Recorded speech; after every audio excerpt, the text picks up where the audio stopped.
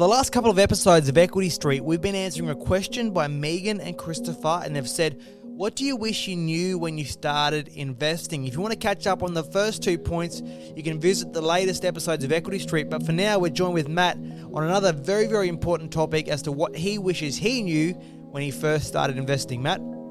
Yeah, thanks, guys. I think the next one would have been paying closer attention to the opportunities in the tax system for property investors.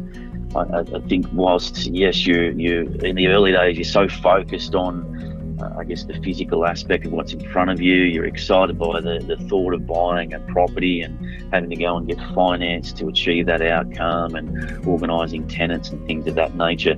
But I think the tax system is in existence to support and help you become a successful property investor.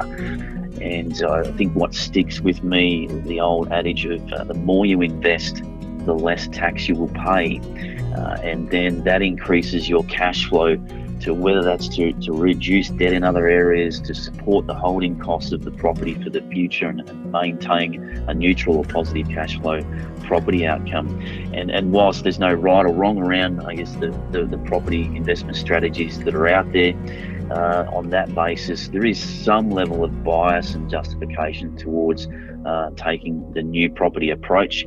Not in isolation, everything else has to stack up, but just the sheer advantage you have in terms of having, the taxman and the tenant combined, paying for the cash flow to hold that asset for the long term. I don't think you can ignore that, and I think if I look back, say we had to take advantage of that much sooner, then it would have been a lot more flexible and more advantageous from a cash flow point of view.